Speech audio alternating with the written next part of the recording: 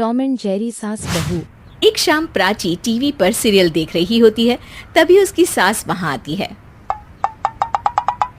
अरे सीरियल में तो ऐसे मग्न है जैसे आज रात का खाना पड़ोसी आकर बनाएंगे।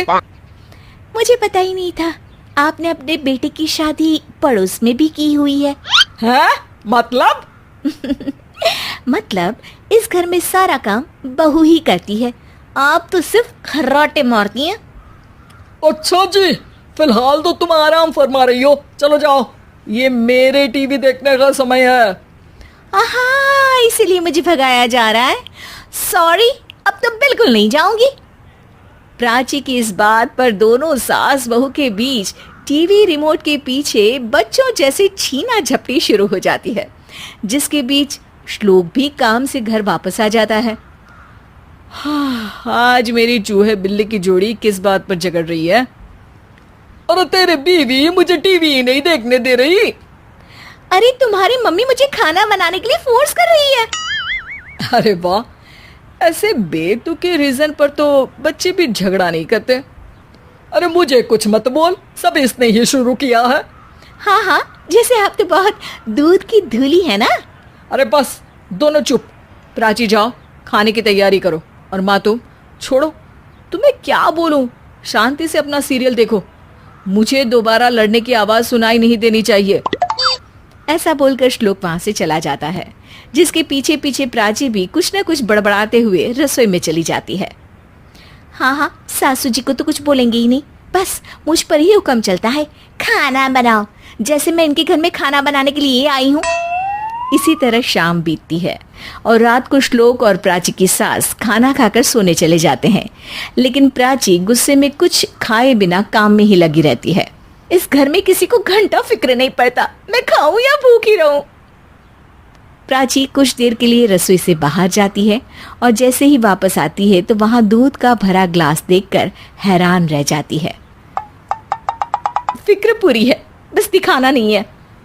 प्राची दूध पीकर सोने चली जाती है और अगली सुबह एक बार फिर सास बहू का कार्टून नेटवर्क स्टार्ट हो जाता है। ये तुमने ही किया है। अरे अजीब जबरदस्ती है, मैं बोल रही हूँ मैंने कुछ नहीं किया। दोनों ने मिलकर पूरे घर को पागल खाना बनाया हुआ है। यहाँ कोई नॉर्मल इंसान तो रह ही नहीं सकता, इसीलिए अब पड़ोसी क्या रिश्तेदार भी घर आने से कतराते हैं। और सुन बेटे, तू भी चंगा, तेरी माँ भी चंगी, तेरी बीवी भी चंगी, रिश्तेदार। हाँ जी, आपको नहीं पता क्या, गंगाधर ही शक्तिमान है, रिश्तेदार ही। हाँ हाँ, बस समझ गया। कभी जानवरों जैसे लड़ेंगी तो कभी जुगलबंदी करेंगी।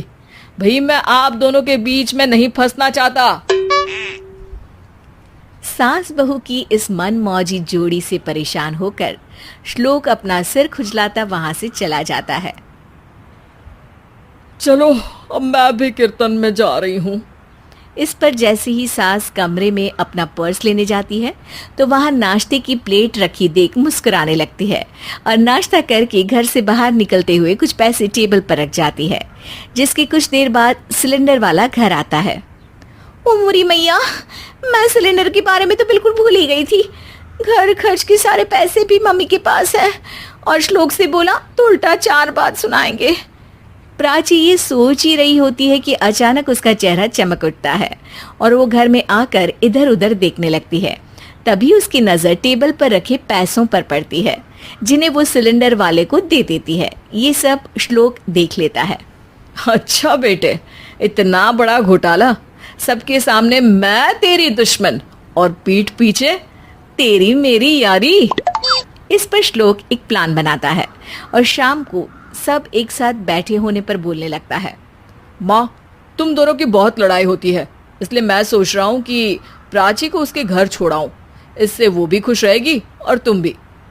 अचानक श्लोक की ये बात सुनकर सास बहू शौक से उसकी तरफ देखती है। अरे ऐसे कैसे घर छोड़ाओगे, मुझे कहीं नहीं जाना।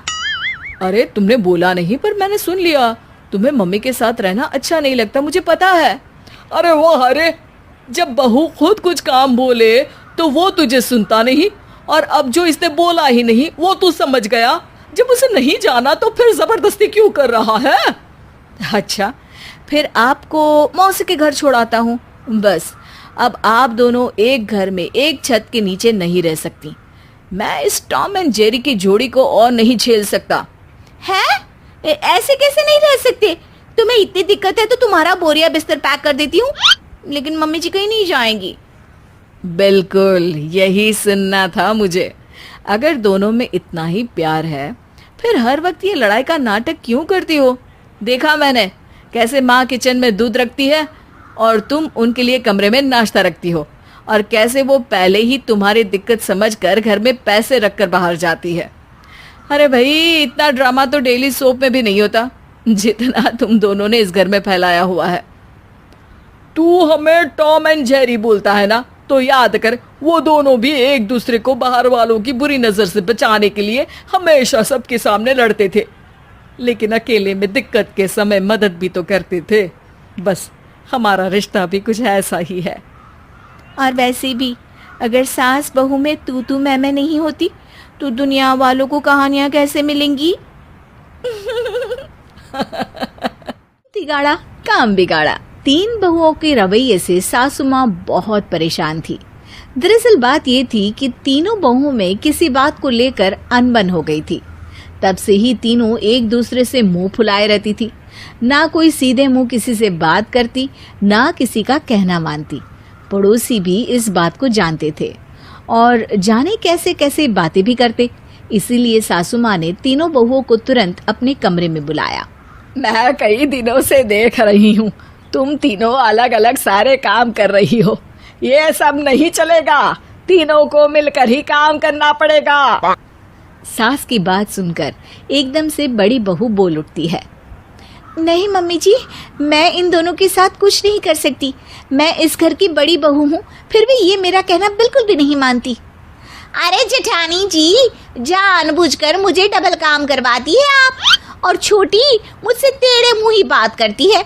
इन दोनों के बीच हमेशा सैंडविच बन जाती है मेरी, और मैं हमेशा आलू की तरह बीच में मसली जाती हूँ।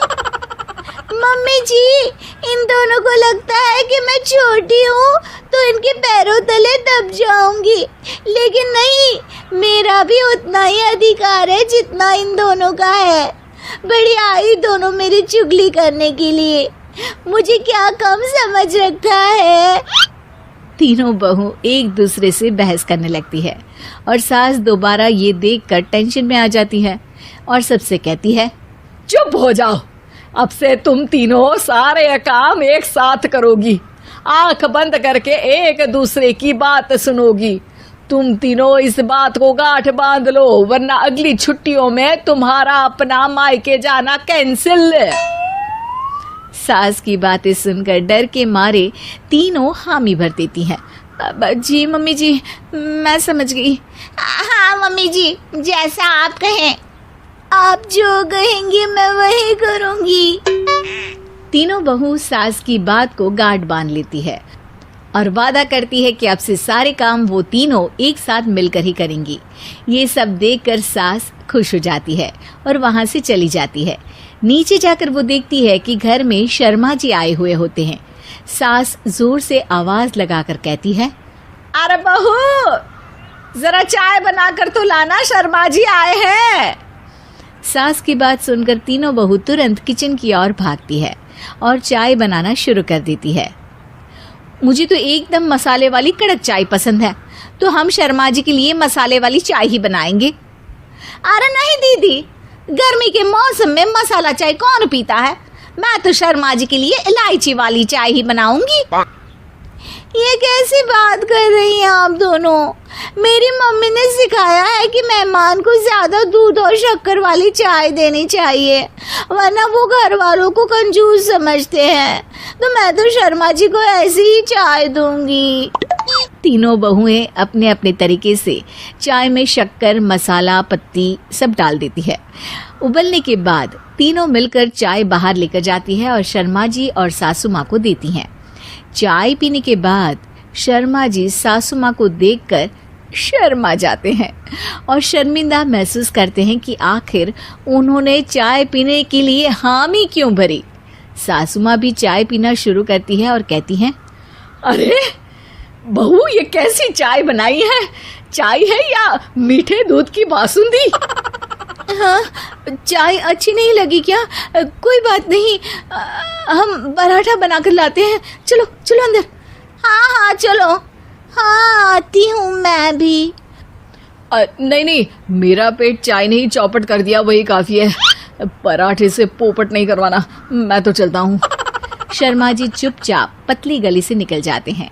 अगले दिन सास बहुओं से कहती है, अरे बहू, जाओ जाके ऊपर के गेस्ट हाउस की सफाई कर दो, कल हमारे यहाँ मेरे दूर के रिश्तेदार आने वाले हैं, तो पूरे कमरे को चमका देना, समझी? तीनों बहू सास की बात को मानकर ऊपर सफाई करने चली जाती हैं और तीनों कमरे की सफाई चालू कर देती है। बड़ी बहू मकड़ी के जाले साफ करती है, तो बीच वाली झाड़ू लगाना और छोटी वाली सर्फ डालकर जमीन धोना शुरू कर देती है। अरे दीदी जेठानी जी, अभी मैंने पूरी फर्श धोई और आप फिर से धूल नीचे गिरा रही हैं। और मछली जेठानी जी, आप भी ना झाड़ू की धूल यहाँ छटक रही हैं। अरे तीनों को साफ करना है, एक साथ सफाई करते हैं ना। अरे वही तो, हम साथ साथ हैं, घर साफ साफ है। तीनों बहू ऐसे ही काम में उलझ जाती है और 2 घंटे तक एक ही कमरे की सफाई करती रहती है। बहुत देर से अपनी बहुओं को ना देखने के कारण सास ऊपर कमरे में उन्हें देखने जाती है, लेकिन कमरे में घुसती ही वो गीली फर्श पर फिसलने के कारण नीचे गिर जाती है।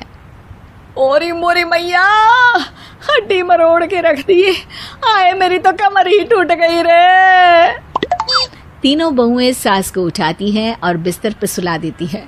अरे मेरे हाथ पैर दर्द कर रहे हैं, दबा दो, आराम मिलेगा। हाँ जी माँ जी। अरे जी माँ जी, जी माँ जी। और तीनों बहुएं एक साथ सास के हाथ को दबाना शुरू कर देती हैं। माँ की तो चीख ही निकल जाती है और नतीजा ये होता है कि सास के बचे हुए शरीर में भी दर्द उठ जाता है। हाय राम, ये क्या कर दिया तुम तीनों ने। अरे मेरी तो किस्मत ही फूटी है कि तुम जैसी बहुएं मुझे मिली। हे भगवान, पूरे शरीर में दर्द बढ़ गया है, अब तो पता नहीं कि चल भी पाऊंगी या नहीं। माफ करो, मुझे गलती हो गई मुझसे कि तुम तीनों को एक साथ काम करने के लिए बोला। सोचा था तीनों मिलके अच्छे से काम करेगी, लेकिन बड़े बुजुर्ग सही कहते थे कि 3 तिगाड़ा काम बिगाड़ा। तुम लोगों ने ये बात ना आज साबित करके दिखा दी। तुम तीनों को तो समझाना यानी मानो भैंस के आगे बीन बजाना है। तुम्हें अकेले अकेले काम करना है ना, तो अब से तुम अकेले ही अपना अपना काम करो। तीनों बहुएं वहां से जाने लगती है। अरे कहाँ जा रही हो? आप ही ने तो कहा कि अपना अपना काम तो मुझे मुल्तानी मिट्टी लगानी है। अरे मुझे भी तो नेल पॉलिश लगानी है। मुझे ना मेहंदी लगानी है। सास अपना सर पीट लेती है और कहती है, अरे मुझे भी लगाना है कुछ। क्या माँ जी? क्या माँ जी? क्या माँ जी? तुम्हारे घर वालों को फोन तुम्हारी हरकतें बताने के लिए।